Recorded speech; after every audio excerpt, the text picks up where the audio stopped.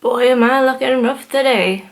Welcome back to my channel. If you're new here, hi, my name is Vanessa. I like to talk about books, but you can call me Ness. Today I'm going to be talking about all of the arcs that I intend to read in the coming months. The books mentioned in this video are all for June and July release. However, there is one that's not due out until September, but I really want to get around to reading it really soon because it sounds really cool. I generally don't include my arcs that I want to read in my TBRs because they are books that I can't really review until closer to the published date. I usually have a specific plan or calendar for when I want to have finished certain arcs by, and I tend to see that more as work reading over reading for enjoyment. So the books that I have in my physical form are books that I've bought because I want to read. When I request an arc, I do so that I can review it and make recommendations for it in the future, or find new authors that I like, engage with some publishers, but I generally see that as work related and I like to just keep them a little bit separate. All of the arcs that I have been given in this video are all ones that I have requested on Netgalley myself. I don't request books that I don't think that I'm going to enjoy because I don't think it's fair to an author to give a negative review on something that, even though you've requested it, it's not something that you think you will read, or it's outside of the genre that you usually read. I'll only request something if I genuinely like the sound of it, or if it's in a genre that I do read.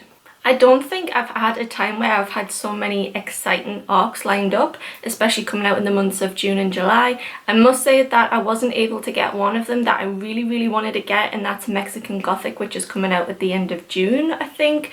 However, I am just going to buy that off Amazon. I'm going to pre-order it because it sounds really good. So I was a bit upset that I couldn't get that as an arc, but I'm just going to buy it anyway. I think I have about 8 or 9 books to talk about in this video that are coming out in June and July, and then obviously I have the one for September as well. I've had to get my laptop because I genuinely can't retain that much information, and people that do really astound me. So I will be referencing my laptop a lot. I might be looking down to read. Apologies for that. Like I said, I can't retain information. So the first book I'm going to talk about is Gayle Serjeant, and this was the book that I was hoping to be approved for the most. This is the one that I'm most looking forward to, and I'll be reading this very soon. The published date on this is the 7th of July 2020, so I still have a little bit of time to read it and then also review it. Even though that I keep this TBR separate from my normal entertainment personal TBR, I will be including any arcs that I do read and wrap-ups. So if you want to know my opinions on any of the books that I'm talking about here, make sure you do watch my future wrap-ups so you know what I thought of the novel. And ones that I specifically really like, I'll be doing individual reviews for. So Gayle Serjeant has been doing the rounds on Twitter especially. There's a lot of excitement for this book. This book is a young adult fantasy and it's based on Persian folklore. However, I'm really most excited about this because the main character is bisexual, and like I said in a few videos ago, bisexuals are very much underrepresented in literature. The actual synopsis of this plot doesn't give too much away. It's quite simple. There is a princess who is cursed. If someone touches her, she is poisonous to them, and she's locked herself away in her own confinement for other people's safety. And in this book, she fears herself more than she would fear any monster, which I think is a fresh take. Her twin brother's wedding is approaching, and she needs to make some decisions about how she feels about herself as a person. Whoa, the sun's just come out and been blinded. Deadly to the touch is a little bit of a trope that we've seen in YA before.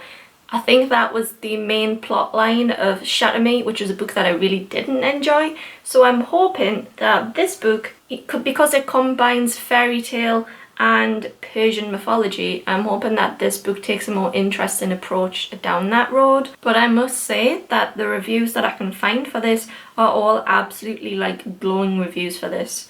So I am looking forward to getting around to reading this one. Seemingly it's quite a quick read, and some people have been managing to read it in a day. That stands out as a little bit concerning for me because I don't know then what the depth of the book is going to be. But it's YA, so I guess I'll find out when I read it.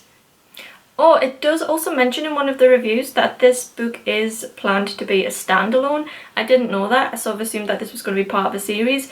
But I guess that's good because there's not many YA good fantasy standalones, so at least none that I've read in my experience. So I'm looking forward to actually reading a book that has a solid conclusion from actually reading the book itself, if that makes sense. The next book is Mayhem by Estelle Moray. This is a teen and YA book published on the 14th of July 2020. I'm going to be honest, I requested this book because the cover is so beautiful. That is the kind of cover which I would have facing me on my bookshelf, not, you know, like just having the spines like this, actually like turned on its side. This book has a very interesting premise as well. It's set in 1987 and it describes itself as a retake of The Lost Boys. I don't actually know the plot of The Lost Boys. I don't know if that makes me young or old. This is a coming-of-age supernatural feminist YA novel, according to the blurb. It's 1987 and unfortunately it's not all Madonna and cherry lipsticks. Mayhem Brayburn has always known that there's something off about her and her mother Roxy. Maybe it has to do with Roxy's constant physical pain, or maybe with Mayhem's own irresistible pull to water. Either way, she knows they aren't like everyone else. But when May's stepfather finally goes too far, Roxy and Mayhem flee to Santa California, the coastal beach town that holds the answers to all of Mayhem's questions about her and about who her mother is, her estranged family, and the mysteries of her own self. There she meets the kids who live with her aunt, and it opens the door to the magic that runs through the female lineage of her family, the very magic Mayhem is next in line to inherit, and which will change her life for good.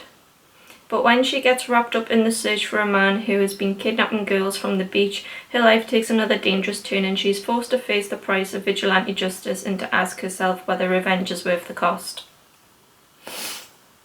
I don't know about you, but this book sounds awesome. I like that it seems to be like mixing realism with magic, and the whole concept of the vigilante justice as well seems quite interesting. And that it's set in the 80s as well, I'm expecting to give it a little bit more interest as well. So yes, that's published on the 14th of July. Next I have The Dark Tide. Again, this is a teen and YA. Such a beautiful cover. Like, I would have this as wall art. I don't think there's a single book on this list, by the way, that doesn't have such a beautiful cover. I think people are really achieving more and more when it comes to cover art these days. This book is published on the 2nd of June, so it's not too far away, so I only have 3 weeks to actually get this one read, which I'll probably do because I don't sleep anymore. This is described as being The Wicked Deep meets A Curse So Dark and Lonely. I've read A Curse So Dark and Lonely and I like the premise, but I didn't necessarily like the execution of it. It's a dark fairy tale fantasy about two girls who must choose between saving themselves, each other, or their sinking island city. Every year, on St. Walpurga's Eve, Cadela's witch queen lures a boy back to her palace. An innocent life must be sacrificed on the full moon to keep the island city from sinking. Lena Kirk is convinced her brother is going to be taken this year. To save him, she enlists the help of Thomas Lynn, the boy she secretly loves, and the only person to ever escape from the palace, but they draw the queen's attention and Thomas is chosen as the sacrifice. Queen Eva watched her sister die to save the boy she loved. Now as queen, she won't make the same mistake. She's willing to sacrifice anyone if it means saving herself and her city. When Lena offers herself to the queen in exchange for Thomas's freedom, the two girls await the full moon together, but Lena is not all what Eva expects, and the queen is nothing like Lena envisioned. Against their will, they find themselves falling for each other as water floods Cadela's streets and the dark tide demands its sacrifice. They must choose who to save, themselves, each other, or the island city, relying on both of them. Okay. I didn't actually realise that this was an LGBT novel, but it seemingly is. I absolutely love when I stumble across WLW books. I am super looking forward to this, and the fact that it's YA as well. Ooh. A lot of people in the comments are saying that it's giving them Beauty and the Beast vibes, but like an LGBT version, and that it's very atmospheric. So I'm very excited to get around to reading this one as well. Oh my god, this is such a good arc TBR. Next I have The Absolute fantastic Wash It and Pour series. I have the third book to read. This is a crime series that I have been banging on about in most of my videos on this channel. The author is M.W. Craven. He's a super nice author. He's so friendly on Twitter, and he's actually like comes out with some funny stuff, so I would really recommend following the author on Twitter. He's also from like my neck of the woods, so I'm really happy that excuse me, I'm really happy to see an author from my area actually doing really well, and you know what? He's awesome. The Curator is the third book in the Wash It and Pour series. I'm not going to talk too much about the Curator itself because I want you to go and read the entire series. I would highly recommend this series for fans of the Cormoran Strike series. Personally, I think this series is better. My aunt, who I made read the books, thinks that it's better, and so does my grandma, thinks that these are all better than J.K. Rowling's Cormoran Strike series. They are fantastically written. The crime is really, you just don't know what's going to happen. You can't predict it. And usually that's what puts me off reading crime novels, is because I think I can see like the plot holes coming a mile away which reveal who's done it. But these are absolutely fantastic and leaves you guessing till the very end.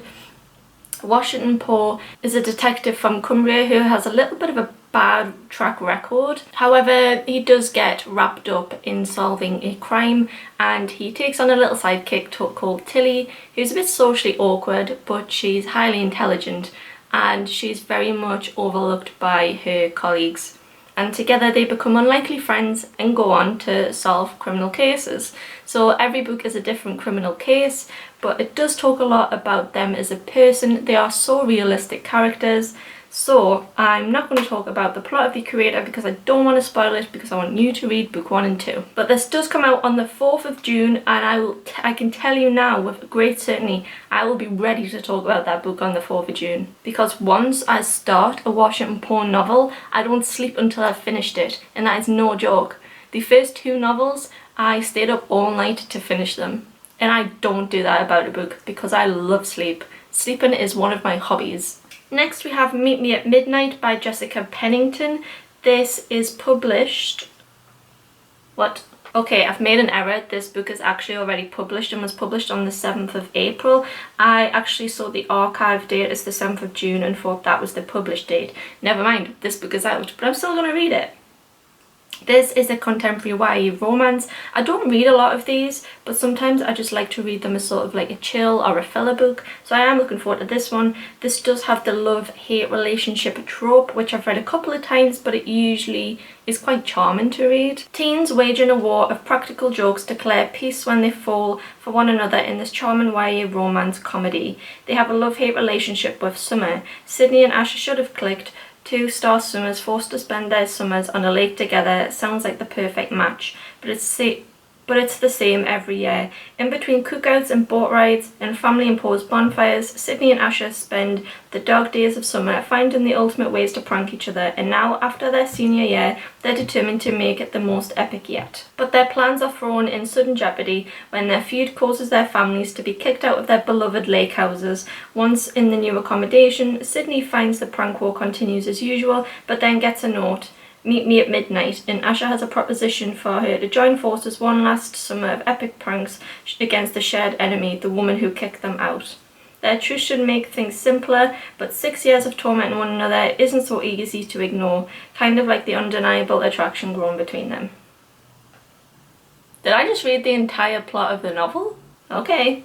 I mean, it sounds interesting enough. It sounds like there's plenty there that would make it funny and interesting, so sounds like a good holiday read actually. But I'm going to read it anyway because, you know, we're not going on a holiday anytime soon. Next up is A Song Below Water by Bethany C. Morrow. This is published on the 2nd of June too. I have a lot of books to read for the first week of June. This one also has an absolutely stunning cover. It's such a work of art. This is categorized as science fiction and fantasy, but also YA. It is a modern fantasy book about black mermaids, friendship and self-discovery set against the challenges of today's racism and sexism. In a society determined to keep her under lock and key, Tavia must hide her siren powers.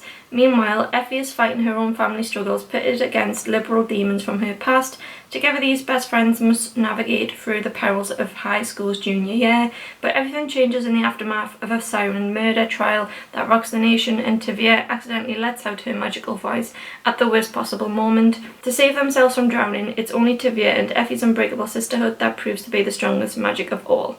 Okay, I'm going to tell you the reason why I'm really excited to be reading this book. I very rarely read a book that doesn't focus on romance and that purely focuses on friendship, and that's what I enjoy most about a book, is reading about friendships. If I was going to write a novel, I wouldn't have any romance in it, because truly the most beautiful relationship that you can have is with your best friend. And I'm saying that from experience. I grew up without any siblings, and you know what, I haven't missed them, because my best friend since the day I was born has been like the other part of my being. I'm engaged, I'm going to get married, but that doesn't take away this bond that I have with my best friend that I know will last until the day that I die, and I know that it will survive anything. And friendships like that are just so beautiful, and I love to read them in literature. And you can find out who that friend is for me if you go to the featured channels part on my homepage, because there's only one and it's her. So if you want to check out who that person is, you can find her on YouTube. Next up is The Extraordinaries by TJ Klune. This is also categorised as science fiction and fantasy, and it is in the YA section. The published date is the 14th of July 2020, so I've got a little bit more time on this one. It's a queer coming of age story about a fanboy with ADHD and the heroes he loves. Oh, this is also described as a like fangirl meets renegades, which is, again, sounds awesome. Nick Bell, not extraordinary, but being the most popular fanfiction writer in the Extraordinaries fan club is a superpower, right? After a chance encounter with Shadow Star, Nova City's mightiest hero and Nick's biggest crush, Nick sets out to make himself extraordinary, and he'll do it with or without the reluctant help of Seth Grey, Nick's best friend and maybe the love of his life. That is shockingly the only synopsis given for this book. So what I take from this is it's about a queer boy who has ADHD and loves to write fan fiction. I really did enjoy Fangirl, so I'm looking forward to seeing something else of that sort of niche. You may have already heard about this book quite a bit, because I have realised that the publishers are really pushing this book on many websites, and it is highly reviewed as well, so I'm taking that as a good sign. Next is The Little Tea Shop in Tokyo. This is published by HarperCollins UK. I think this is the first book that I've seen that's actually by them. The rest are sort of more American publishers. And the published date for this one is the 11th of June, which would have been the week before my actual wedding, which no longer is happening. This is an adult romance book, which again isn't a genre that I would usually read, but there is two reasons why I requested this book. One, because the main character is a travel blogger, and that's something that I've been doing for years. And two, because it's set in Tokyo, which is my favourite place to be in the world. So I don't know, this might be like a way for me to live my dream life. I mean, the actual plot of the book is like nothing what I would actually hope it would be, because the main character arrives in Tokyo and meets an ex-boyfriend, and I'm assuming that they're trying to work on their relationship in a new and exciting place. But still, it's a book where the main character is a travel blogger, so I'm just interested in reading it because I've never seen one of them before. Next we have Descendant of the Crane. I don't actually know if this has already been published in the United States, but the UK published date is the 16th of June 2020.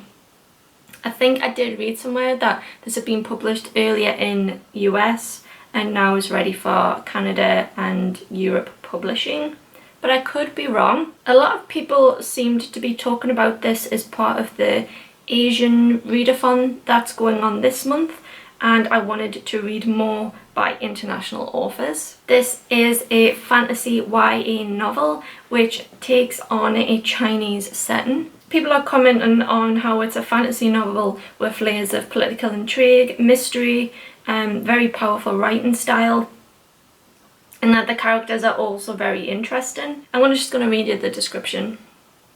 Tyrants cut out hearts, rulers sacrifice their own. Princess Hesina of Yan has always been eager to shirk the responsibilities of the crown, but when her beloved father is murdered, she is thrust into power, suddenly the queen of an unstable kingdom. Determined to find her father's killer, Hesina does something desperate. She enlists the aid of a soothsayer in Yan, but magic was outlawed centuries ago and this is punishable by death. It's a treasonous act.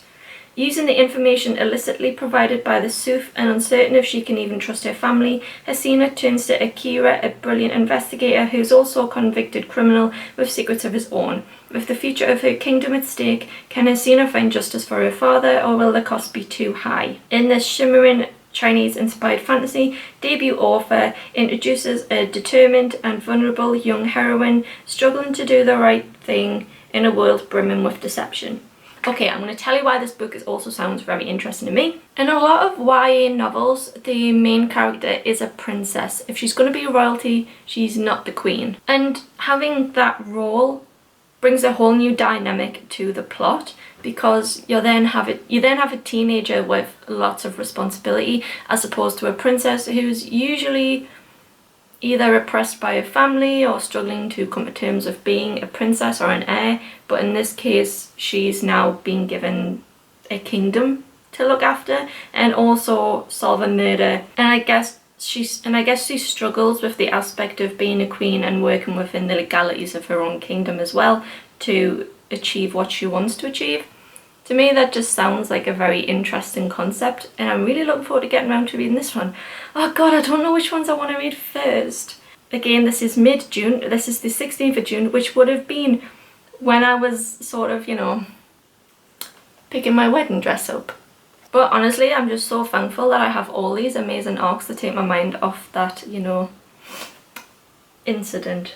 So they are the books that are for June and July release. Now I'm just going to talk about this one that usually I would leave till August to read, but it sounds so good that I want to get around to reading it sooner. This book is called The Scapegraces. This is a YA fantasy book. It's published on the 15th of September 2020, and this is the first of a planned series. I know that. Let me just read you the description of this book.